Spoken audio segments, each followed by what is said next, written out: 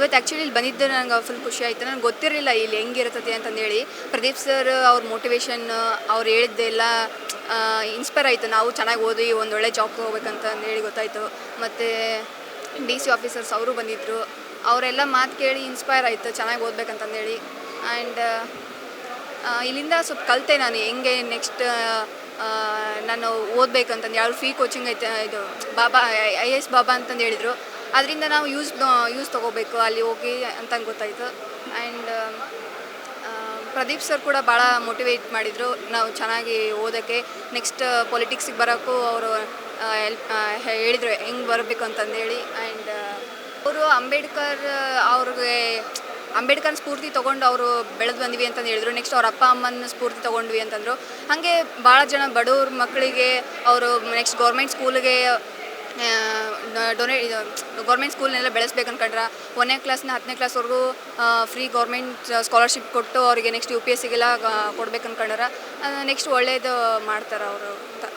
Sir, ನಾನು KS preparation ಆಗ್ತಾಯಿದ್ದೀನಿ ಕಳೆದ 2 ವರ್ಷಗಳಿಂದ. ನನ್ನ ಹೆಸರು ಸುಂದರೇಶ್ ನಾಯ್ಕ್ ಅಂತೇಳಿ ದಾವಣಗೆರೆಯಿಂದ.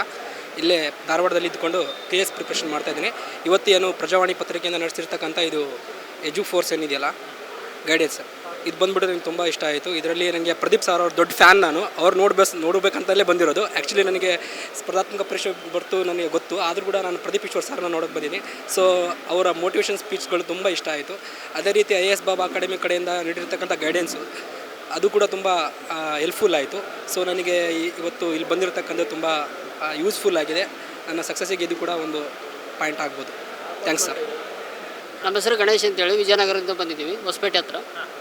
ಸರ್, ನಮ್ಮ ಇಲ್ಲಿ SBGDM ಇದೆಯಲ್ಲ, ಅಲ್ಲಿ ಕೋಚಿಂಗ್ ತೊಗೊಂಡಿದ್ದೆ. 6 ಮಂತ್ ಆಯಿತು.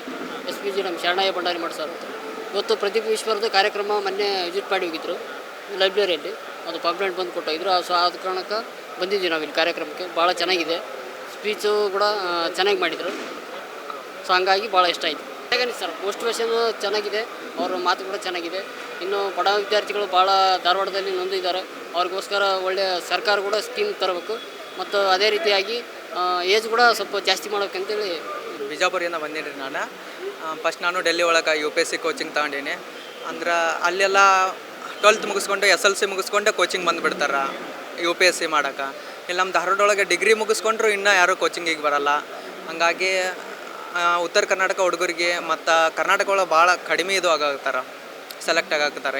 ಇಂಡಿಯಾದಾಗ ಒಂದು ನೋಡಿದ್ರೆ ಕರ್ನಾಟಕದಿಂದ ಭಾಳ ಜನ ಕಡಿಮೆ ಒಳಗೆ ಸೆಲೆಕ್ಟ್ ಆಗ್ತಿದ್ದಾರೆ. ಹಂಗಾಗಿ ಉತ್ತರ ಕರ್ನಾಟಕದಿಂದನೂ ಒಂದು ಜನ ಆಗಬೇಕು ಅಂಥೇಳಿ ಒಂದು ಇದು ಮಾಡಿದ್ದಾರೆ. ಪ್ರದೀಪ್ ಸರು ಚಲೋ ಮಾತಾಡಿದರೆ ಚೆನ್ನಾಗಾಯ್ತು. ಕ್ವಶನ್ಸ್ ಅಂದರೆ ನಾನು ಇದು ಕೇಳಿದೆ ಕ್ವಶನ್ಸ್.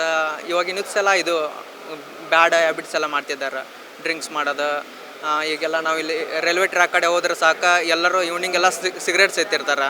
ಅದೆಲ್ಲ ಮುಂದೊಂದು ದಿನ ದುಷ್ಪರಿಣಾಮ ಬೀರ್ತೈತಿ ನಮ್ಮ ಮೇಲೆ. ಅದನ್ನೆಲ್ಲ ಮಾಡಬಾರ್ದು ಅಂಥೇಳಿ ನಾನು ಹೇಳ್ತೀನಿ. ಸರ್, ಅಂದರೆ ಕಡಿಮೆ ಆಗತೈತಿ ಅಂತ ಹೇಳಿದರು. ಆದರೆ ಅದನ್ನು ಟೋಟಲಿ ಕಡಿಮೆ ಮಾಡೋಕ್ಕೆ ಬರಲ್ಲ. ಅಂದರೆ ನಾನು ಒಂದೊಂದು ಬಾರ್ ಒಳಗೆಲ್ಲ ನೋಡಿದ್ದೀನಿ, ತಂದೆ ಮಗನ ಕೂಡಿ ಕುಡಿತಿರ್ತಾರೆ. ಅಂದರೆ ಊಟ ಮಾಡೋಕ್ಕದು ಹೋದಾಗ ನೋಡಿದ್ದೀವಿ. ನನ್ನ ಹೆಸರು ಮಹೇಶ್ ಅಂತೇಳಿ. ಸರ್, ಕೋರ್ಸ್ ನಾನು UPSC ಡೆಲ್ಲಿ ಒಳಗೆ ಮುಗಿಸಿದ್ದೀನಿ.